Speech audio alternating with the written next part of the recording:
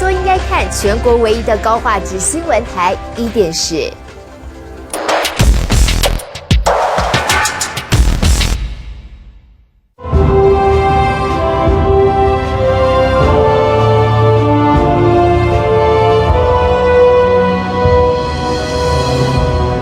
洛桑森格出生在印度，他没有去过西藏，却从此要带领着流亡藏人找一条回家的路。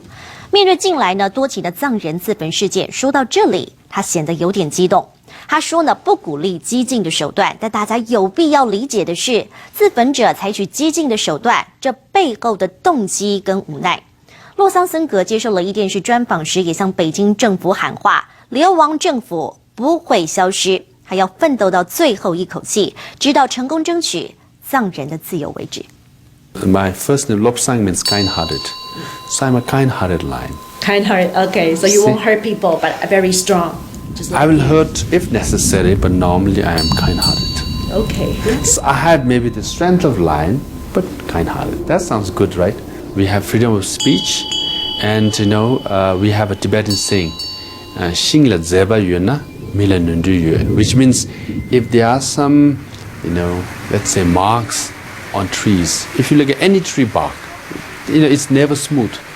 As long as the tree bark is not smooth, there are always some scars, there are always some marks. People will have faults and weaknesses, and I'm just a human being with all the weaknesses, with all the faults, So I will be criticized, and Tibetan people are entitled to criticize. I always say this, I believe in democracy, and I believe in free speech. But I can't say I believe in free speech, but don't criticize me or I will not accept you. It's part of the process. But some criticisms are fair, some are not. And listen to those which are fair, which are especially constructive.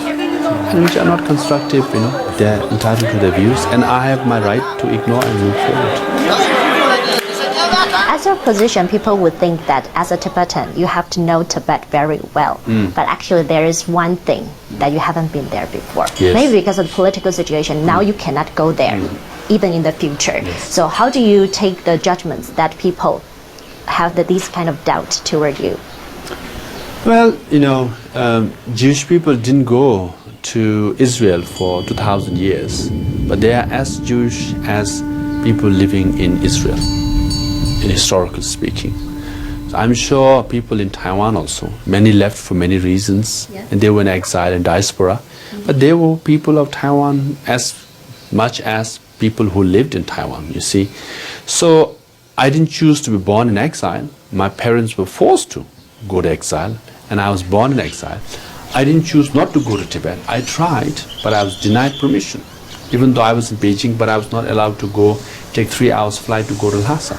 And the reason they gave me was they don't have enough people to receive me. But actually, they have 1.3 billion people, right? Yes, yes. And you can see the reason is just so strong, so convincing now, you're right. Yeah. They didn't. So that's unfortunate. I am a Tibetan, and I should be entitled to visit Tibet. That's where my parents came from, That's my root is. And I think and talk and work for Tibet and Tibetan people all the time, and I should be allowed to visit Tibet. The fact that I was denied clearly shows how discriminatory the system is.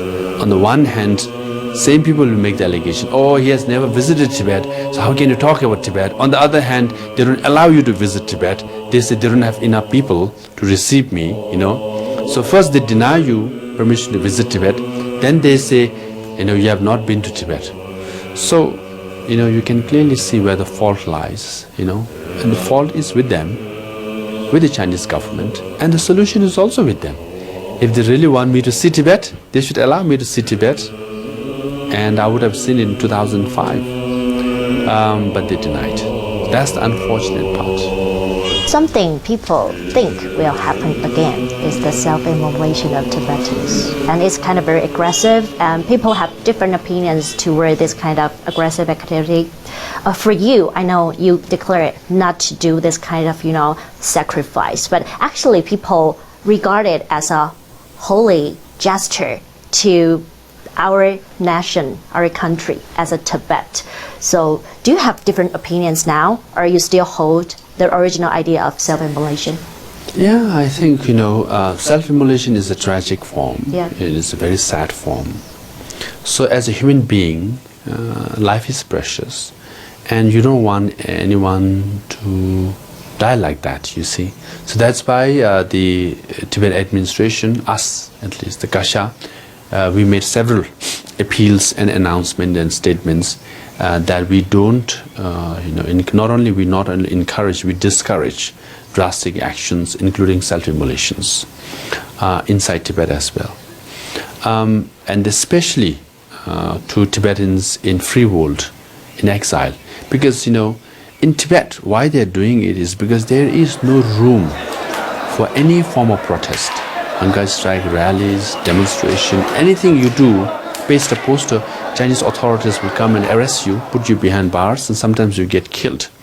So, but outside, we are in a free world. You can organize any form of demonstration, any kind of rallies, any kind of hunger strike also. We just had 3 hunger strike who sat for 30 days in New York in front of the United Nations. So when we have other avenues, we should use these avenues in at the optimum level and not resort to drastic actions like self-immolations. Self-immolation inside Tibet is because they're desperate. They have no other form of protest. Just this year, 8 Tibetans were shot dead and killed just for participating in peaceful demonstration. So that's why they're choosing these drastic actions. In exile, we don't. So that's why we made the appeal that not to resort to self-immolation, because at a human level, that's how we think. Now, as a Buddhist, when someone passes away, you pray for them. It doesn't matter whether you're Buddhist or not, you always pray for someone who dies. And as a Tibetan, you show solidarity because you kind of, they died for Tibetan people. So they died for us, our homeland and our people. So you show solidarity. So that's our stand. So as you said, this self-immolation is quite extreme. It's true. But one should know their motivation again is for Tibetan people. Their intention is not to harm anyone. So all the self-immolators, they have not harmed anyone. So it's a conscious, deliberate effort not to harm anyone. So, but the action is really tragic, so it's painful. So when you see it, it's very heart-wrenching. And especially me, when this news comes, it's always disturbing. But you can understand, they meant it for Tibet, and their precious life was sacrificed for Tibet. Given a choice, one always wish there are other forms of protest that could have been tried, but I can see inside Tibet, there is no room. Even if you participate in peaceful protest, you get shot. So yes, so this is where we are. So our stand hasn't changed. Us as the administration, we don't say organized protests, we don't say participate in protests, we don't say like that. It's for individuals and it's for organizations to decide. But whatever they decide, we have issued kind of directives / appeal that any protest, whether you're a participant or organizer, has to be peaceful, legal, and with dignity. Peaceful because we believe in non-violence. So any form of protest has to be peaceful, and legal because you have to abide by the law. If you don't, then first of all you will end up in trouble yourself, and secondarily, in the long term, the local authorities will be not so cooperative to your events and activities in the future if you start going against the law. And with dignity, because what we are aspiring for, what we are fighting for, is our Tibetan dignity. What we are saying is we have Tibetan identity and we have dignity, and the Chinese government ought to respect it. So once we are asking for, demanding our dignity, our protest should reflect the dignity. So that's why these are the 3 guiding principles, or guiding maybe principles that we have issued, and hopefully Tibetans will follow.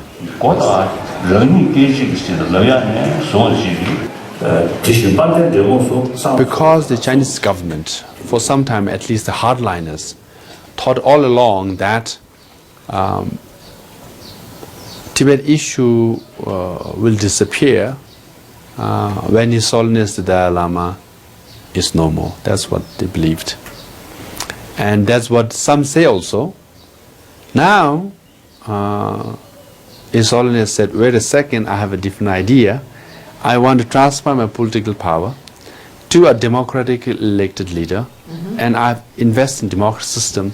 Now this democratic system will provide leadership and move the movement forward without depending on an individual. So that's what we have invested in. So if I complete next 5 years, it will be a clear signal to Beijing that we are here to stay, and we will stay as long as it takes to restore freedom for Tibetans. That message will be very clear. So in that sense, my job is simple: complete the 5 years time, because people elected me, and then I represent and reflect people. So if I complete this 5 years, so hardliners in Beijing should pause and say, oh, we never thought of this. Wrong calculation. And we, the younger generation, is given this responsibility now. We will take forward the movement, make it stronger, make it more dynamic, make it more sustainable, and work towards restoring freedom for Tibetans and return of His Holiness Dalai Lama to Tibet. That we are committed. That we will work hard. That we will make it happen in our lifetime.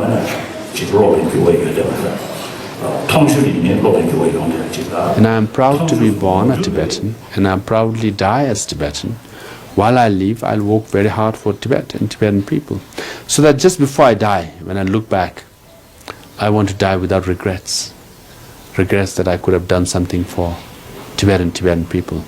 So I have to die without regrets, which means I'll work hard for Tibet and Tibetan people, with or without any position. That I'm committed. So I'm here. So hopefully. 东尼大望忍不起，马动万能。